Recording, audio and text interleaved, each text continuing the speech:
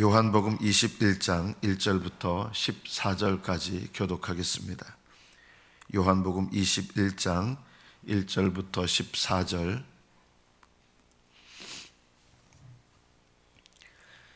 (1절부터) 교독하겠습니다. 그 후에 예수께서 디베랴 호수에서 또 제자들에게 자기를 나타내셨으니 나타내신 일은 이러하니라.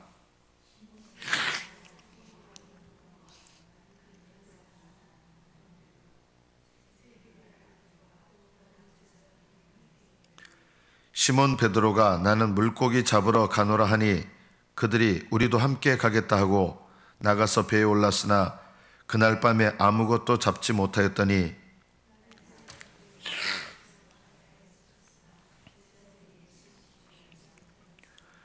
예수께서 이르시되 얘들아 너희에게 고기가 있느냐 대답하되 없나이다.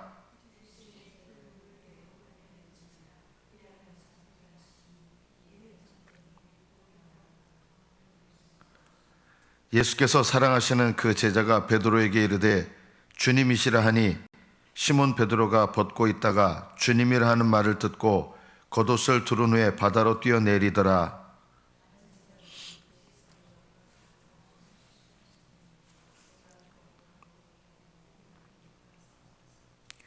육지에 올라보니 숯불이 있는데 그 위에 생선이 놓였고 떡도 있더라.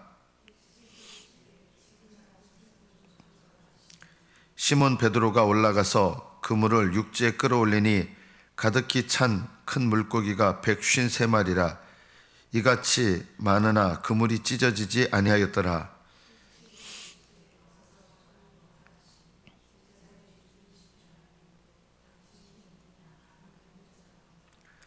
예수께서 가셔서 떡을 가져다가 그들에게 주시고 생선도 그와 같이 하시니라.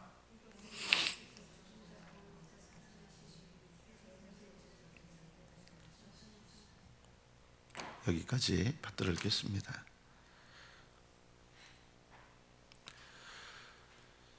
예수님과 3년 동안 동고동락했습니다.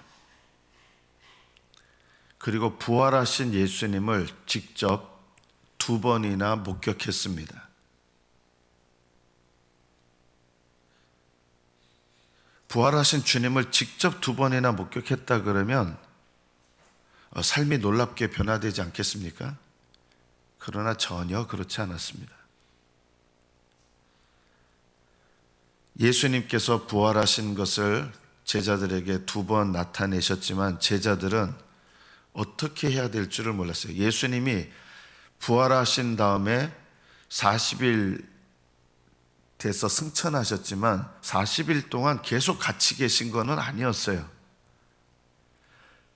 주님은 그들과 함께 계셨는데 제자들의 입장에서는 주님을 몇 번 봤냐면요, 이때까지 오늘 본문까지 3번 본 거예요. 매일마다 같이 계신 게 아니었어요. 주님은 그들과 같이 계셨지만 제자들은 주님을 이때까지 2번 봤고 오늘 3번째 보고 그리고 계속 보는 게 아니에요. 자, 그래도 우리 생각에는 이렇게 부활하신 주님을 직접 봤으니까 엄청난 삶의 변화가 있지 않을까. 그러나 베드로가 한 이야기는 이거죠. 나는 물고기 잡으러 가노라. 뭘 어떻게 될지 모르는 거예요. 뭘 해야 될지 몰라요.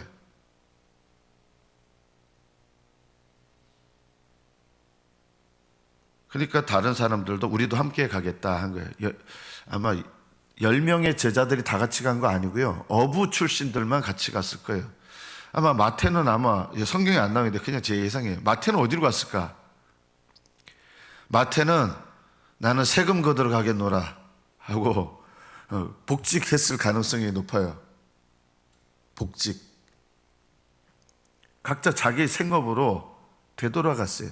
왜냐하면 뭘 해야 될지 모르는 거예요. 부활하신 예수님을 만났다고 해서 그들의 삶에 변화가 있었느냐? 없었어요. 이 제자들의 모습이 우리 모습일 수 있는 거예요. 왜냐하면 예수님을, 제자들 이 상태에 거듭난 상태예요. 예수님께서 십자가에 달리시기 전에 이 제자들은 이미 거듭났어요. 벌써 훨씬 오래전에 거듭났어요. 예수님을 주님으로 따를 때부터 저는 거듭났다고 생각을 해요. 거듭난 상태죠. 예수님을 3년 동안 직접 모시면서 먹고 마시고 했고, 부활하신 예수님을 2번이나 뵀어요. 그러나 이들의 신앙 가운데 주님을 향한 헌신 있을 것 같은데 그렇지 않았어요. 생업으로 그냥 돌아와서 나 뭘 해야 될지 모르겠어. 나 그냥 고기나 잡으러 갈랜다. 이렇게 된 거예요. 이게 무슨 모습일까요? 예수님을 믿고 거듭났어도, 또 많은 체험이 있었어도 성령 안에 있지 않으면 이런 제자의 모습들이 되는 것이다. 또 이 제자들의 모습은 어떤 모습입니까? 내가 거듭났어도, 또 체험이 있어도 사명을, 성령으로 말미암아 사명을 받은 인생이 되지 못하면 이런 모습밖에 살지 못한다는 거예요. 여러분, 결심을 아무리 한다고 해서 신앙생활하는 게 아닙니다. 신앙생활은 결심으로 하는 것도 아니고 체험으로 하는 거 아니에요. 과거의 체험이 여러분 신앙생활 지금 올바르게 잡아줍니까?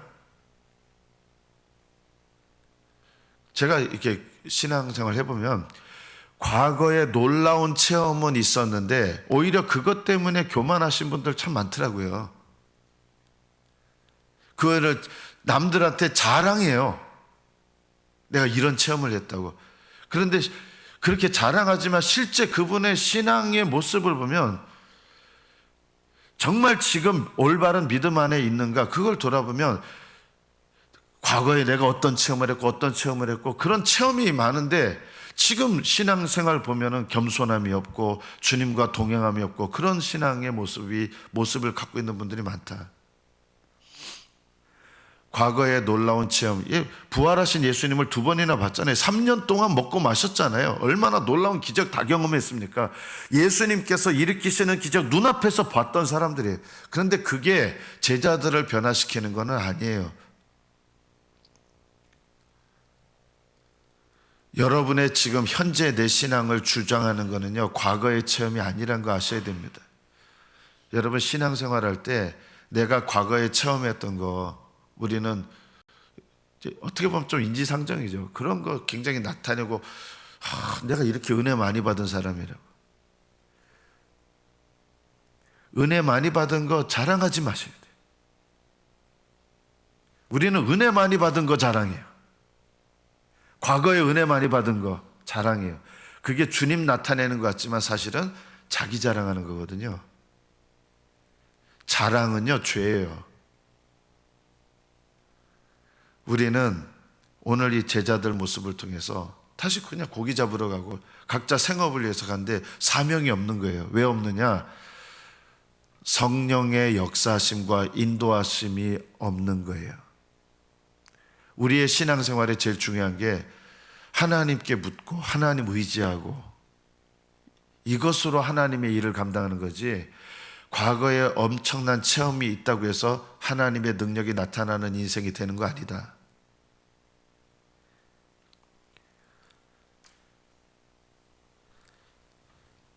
고기를 잡는데 그날 밤에 아무것도 잡지 못했습니다. 주님께서 잡지 못하게 하신 것 같아요. 실패했어요.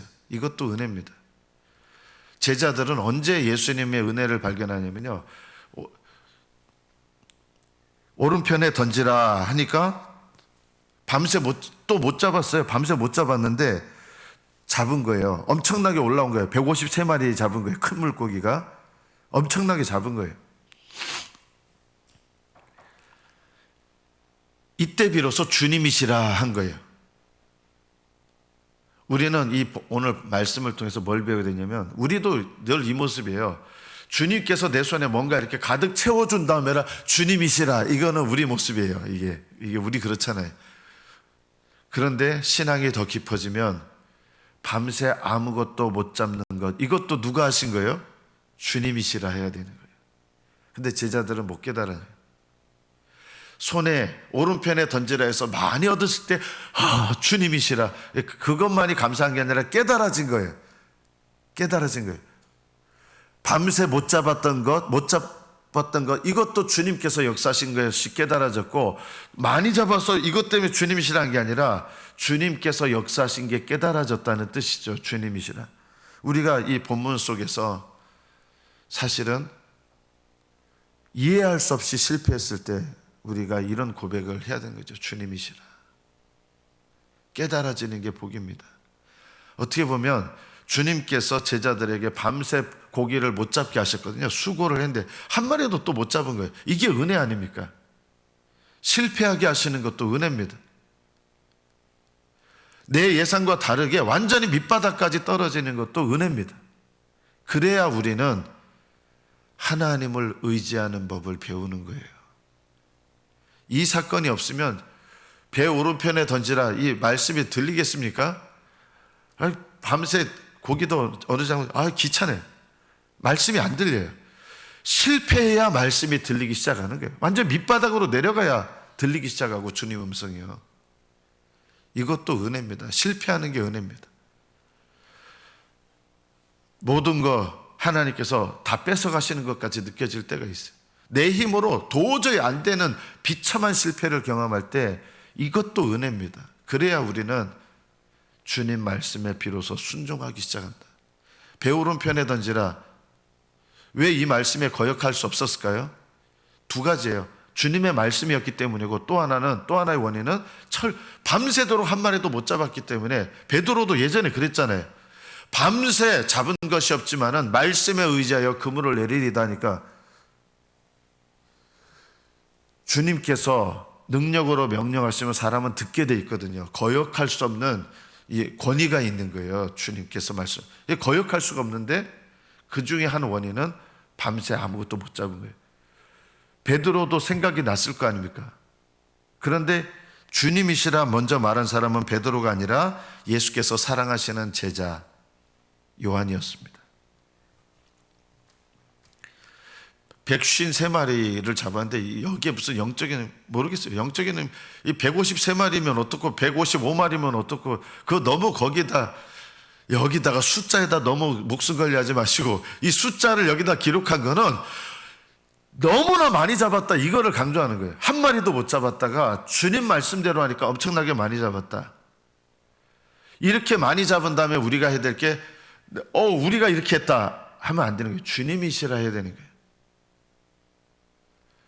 주님께서 역사하셔서 은혜를 베푸시면 우리는요 어떻게 하냐면 내가 기도를 많이 했더니 이렇게 응답하셨습니다 하면서 주님의 은혜에 영광을 돌리는 게 아니라 내가 기도를 많이 했더니 이렇게 우리는 이런 습관을 못된 습관을 갖고 있는 거예요. 제가 하나님께서 나한테 은혜를 얼마나 많이 베푸셨는지 이게 하나님께 영광 돌리는 말이에요? 하나님께서 나한테 은혜를 얼마나 주셨는지 이러면서 누구한테 영광 돌려요? 자기 자신한테 영광 돌려요. 이건 주님이시라가 아니에요. 이건 나라 하는 거예요. 내다 하는 거예요. 자기 자신한테 영광 돌리고. 주님께서 여러분에게 은혜 받은 것을 나타내게 하실 때를 제외하고는요 은혜 받은 것도 말하지 마세요.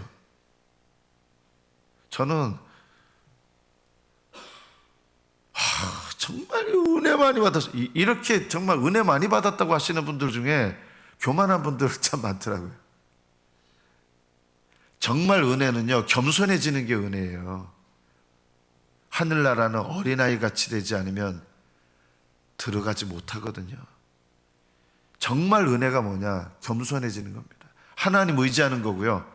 오늘 첫 번째를 통해서 하나님 의지하게 하신 거예요. 빈손으로 되게 하셔서 하나님 의지하게 하시고 또 하나님께서 은혜 베푸셔서 하신 일 153마리 끌어올렸는데 우리가 은혜 받았다면서 자기 자신한테 영광 돌리지 못하게 하시는 거예요.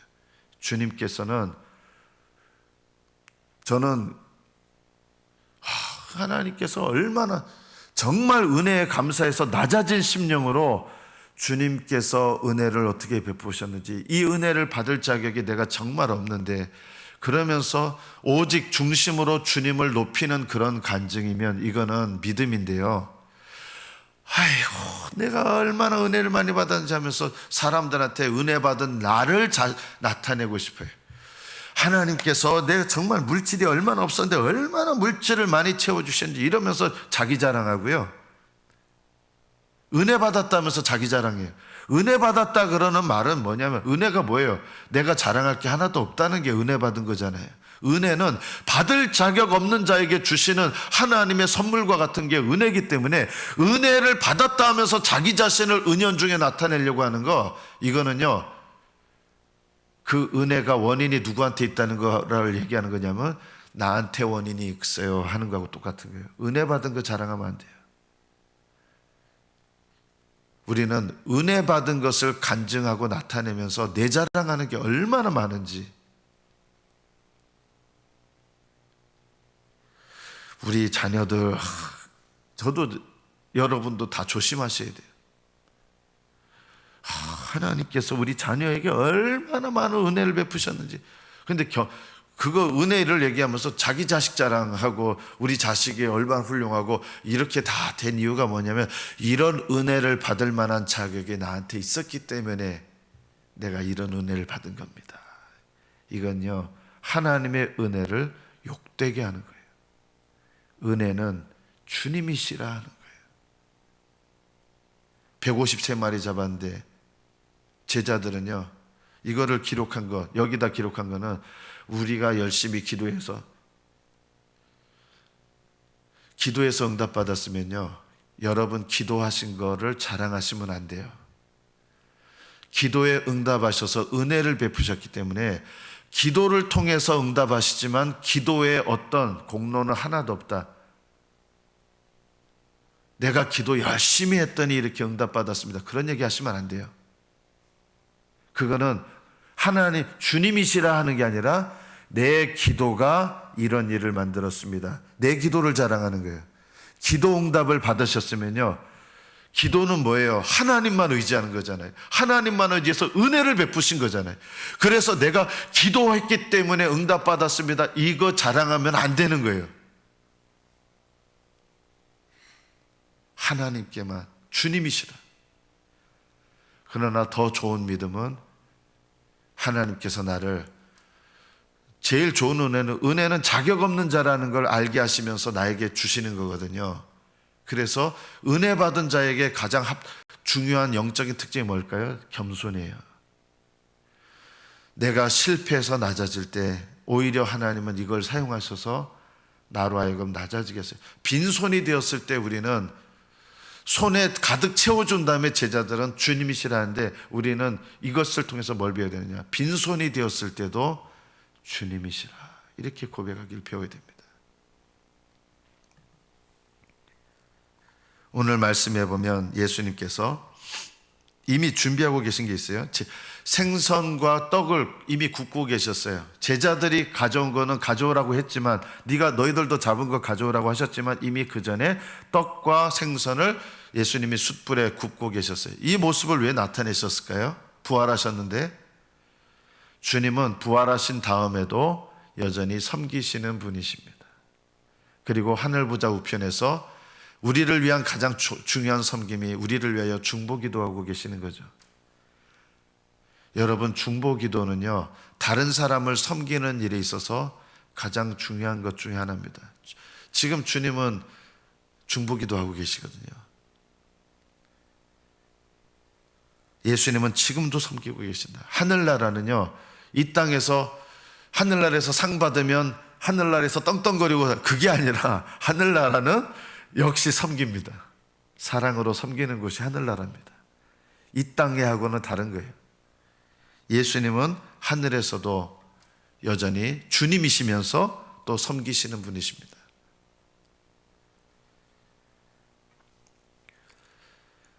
하나님께서 나에게 어떤 직분이나 능력이나 은혜를 주시면 주실수록 더욱더 우리는 능력이 많으면 많을수록 섬기는 자가 되어야 된다.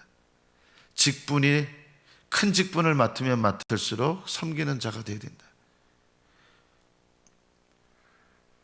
우리가 또 기억해야 될 것이 또 하나 있습니다. 예수님께서 한 50간쯤 멀리서 바닷가에서 이제 얘기하시는데, 그 전의 모습은 아니었던 거예요. 물론 100m쯤 떨어져 있지만, 그러나 예전 모습을 예수님이 하고 계셨으면 100m 떨어져도 주님 오셨네? 이렇게 할 거예요. 노저우면서도. 누구시냐 감히 묻는 자가 없더라. 이 말은 뭐냐면 3년 동안 동고동락했을 때 예수님 모습이 아니세요. 그런데 누구나 누구십니까? 라고 묻는 사람은 아무도 없어요. 예수님이신 걸 알았어요. 부활하신 예수님은요, 그 전의 모습하고 다르세요. 그런데 동일하신 분이세요. 지금 여러분 부활하면 여러분이 아닙니까? 여러분이에요. 저는 부활해도 저예요. 그러나 이 모습하고는 완전히 달라요. 저는 가끔 하늘나라 갔다 왔다는 분 중에 하늘나라에서 할머니 만났다. 할머니가 그대로 얼굴 100% 거짓말 체험들입니다. 하늘나라에서 할머니 얼굴을 예전 돌아가실 때 그 모습 그대로, 말도 안 되는 소리들이에요. 그거는요 거짓 체험들이에요. 천국 갔다 왔다는 얘기 너무 많이 그런 거 들으실 필요 없어요. 그런 것이 하늘나라 가는 믿음에 필요하지도 않아요. 그게 필요하면 성경에 기록하죠. 그게 여러분 성령으로 이 땅에 성령을 받아서 성령님의 인도하심을 받는 것이 우리의 믿음과 상관이 있는 거지. 어제 말씀 본문 예수님께서 행하신 기적이 엄청나게 많은데 그걸 다 기록하면 이 세상에 다 기록해도 모자란다고 했잖아요. 근데 왜 이것만 기록하냐? 신앙을 위해서 그런 거 엄청난 체험들, 기적들 다 듣고 배운다고 내 믿음이 좋아지느냐? 여러분 날마다 예수님 체험한 딴 사람 얘기들 듣고 간증 듣고 막 귀신 쫓아내고 부활 능력 나타나고 그런 거 매일매일 듣고 보고 한다고 해서 내 믿음이 하늘나라에 합당한 믿음 됩니까? 그게 아니에요. 내 믿음은 진짜 어떤 믿음이라 해야 되냐? 성령 안에서 내가 낮아지고 깨어지고 겸손하고 하나님 의지하고, 이게 내 믿음이지. 남의 체험들 암만 많이 들어도 약간의 도움은 되지만 그게 내 믿음은 아니잖아요. 오히려 저는 우리 교회가 하나님 앞에 각자 죄를 깨닫고 회개하는 이런 고백들은 참 없거든요. 무슨 은혜 받고 능력 나타내고 이런 체험들 간증하는 건 많은데, 저는 이런 의미에서 우리들 교회가 참 이런 교회가 쉽지 않아요. 내 죄를 깨닫고 회개하는 것을 나타내고 그것을 통해서 다른 사람들이 함께 고백하고 죄를 깨닫고 이런 경험을 한다는 게, 이게 정말 교회 안에서 경험하는 것도 쉬운 게 아니에요. 다 어떤 경험을 얘기하고 싶어요? 그냥 기도했더니 응답받았고, 돈 달라 했더니 돈 주시고, 고쳐달라 했더니 고쳐주시고, 이런 것들은 나도 그렇게 되고 싶어, 이런 마음이 들긴 한데 불필요하진 않아요. 필요하지만 이것이 정말 더 깊은 간증은 아닙니다. 베드로가 그러잖아요. 주여 나를 떠나소서, 나는 죄인이로소이다. 그리고 성경에 3번이나 예수님을 부인했던 이런 이야기들, 베드로는 복음 전하면서 한 번만 얘기했을까요? 저는 예수님을 3번이나 이렇게 부인했던 사람이었습니다 하면서 베드로 고백. 사도 바울도 나는 폭행자요 악행자였고 내가 예수 믿는 사람들 고문했던 그런 죄인이었고, 이분들 이런 거 얘기하면서 떳떳하게 얘기하시는 게 아니에요. 사도 바울이 자기가 예수님 모를 때 예수 믿는 사람들 막 괴롭히고 학대했던 거, 그거를 신나서 얘기합니까? 아니에요. 바울도요, 내가 하나님 앞에 그 과거의 죄를 생각하면서 늘 말할 때마다 더 겸손하고, 내가 얼마나 은혜를 받아서 이 자리에서 복음을 증거하지만 그 죄에 대해서는 겸손했어요. 우리는 하나님께서 나에게 깨닫게 하신 죄, 내가 과거의 어떤 죄들 용서하신 죄에 대해서 어떻게 해야 되냐면요, 은혜 받은 것도 떠벌리면 안 되는 것처럼 용서받은 죄도 떠벌리면 안 돼요. 내가 예전에 이런 죄인이었습니다 하면서 어떤 분들은 자기 죄를 아주 신나서 막 얘기하는데, 정말 죄의 고백은요, 그 죄를 고백할 때마다 하나님 앞에 겸손하셔야 되고 낮아져야 되는 거죠.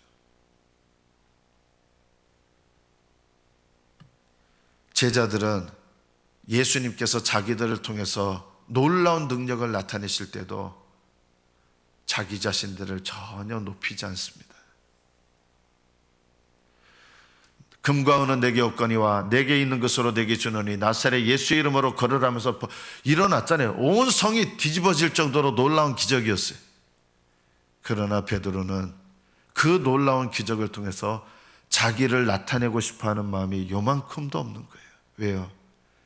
성령 안에서 자기를 낮추는 법을 배우는 사람들은 은혜라는 것을 알기 때문에 은혜라는 말은 내게 어떤 자격도 없습니다. 이것을 아는 것이죠. 예수님의 제자들은 예수님을 알아봤어요. 알아봅니다. 왜 알아봅니까? 거듭난 자들은 알아보게 돼 있어요. 여러분 가족들 하늘나라에서요. 여러분 지금 가족들 얼굴 모습 안 합니다. 하늘나라에서요. 지금 모습들 아니에요. 그런데 알아볼까요? 당연히 다 알아봅니다. 어떻게 알아봅니까? 그냥 알아보게 돼 있습니다. 하늘나라에서는요. 염려하실 거 하나도 없어요. 얼굴 밖에도 다 알아봐요. 하늘나라에는 성형이 하셔도 다 알아봐요. 내 아들이라고 올라왔는데, 딸이라고 올라왔는데 이 땅에서 성형을 하도 해가지고 모습이 바뀌었을 수 있잖아요. 그리고 옛날 딸의 모습으로 부활하는 것도 아니에요. 그러나 알아보게 돼 있어요. 제자들은 왜 알아봤을까요? 예수님 모습이 변모됐는데 같은 분이시기 때문입니다. 우리는 하늘나라 가면 예수님을 알아볼까요? 예수님은 어떤 모습을 하고 계실까요? 유대인의 모습을 하고 계실까요? 우리가 알고 있는 것처럼 여기 사진에서 보면 턱수염이 이렇게 나오시잖아요. 그 모습을 하고 계실까요? 전혀 그렇지 않을 겁니다. 하늘나라에서요. 예수님, 여러분 사진에 연상된 모습 예수님 하늘나라에서 찾으려면 못 찾으실 거예요. 예수님은 그런 모습으로 부활하지 않았습니다. 그러나 알아볼 것입니다. 누가 알아봅니까? 주님의 음성을 들었던 사람들은 하늘나라에서도 주님의 음성을 들을 것이고요. 이 땅에서 주님을 사랑했던 사람들은 하늘에서도 주님을 사랑할 것이고, 이 땅에서 주님과 친밀하게 교제했던 사람들은 하늘에서도 주님과 친밀하게 교제할 것입니다. 하늘나라에서 알아보는 것은 영적인 눈과 귀를 통해서 알아보는 것입니다. 이 땅에서 주님과 친밀하셔서 주님을 사랑하시고, 누가 제일 먼저 알아봤어요? 주님이시라. 주께서 사랑하시는 그 제자가 주님의 음성을 제일 먼저 알아들었습니다. 그리고 누가 또 제일 먼저 반응했습니까? 이 얘기를 듣고 베드로는 겉옷을 입고 물에 그대로 뛰어들었습니다. 딴 제자들은 노를 저어서 왔어요. 먼저 도착해요. 어떻게 보면 베드로가 미련하다 생각할지 모르지만요, 그만큼 베드로는 주님을 사랑했던 거예요. 사랑하시는 제자가 주의 음성을 가장 먼저 들었고, 주님을 사랑하는 제자가 물에 뛰어들었습니다. 주님을 사랑하는 사람은 주님께서 아십니다. 주님을 뜨겁게 사랑하시는 저와 여러분 되시기를 축복합니다. 기도하겠습니다.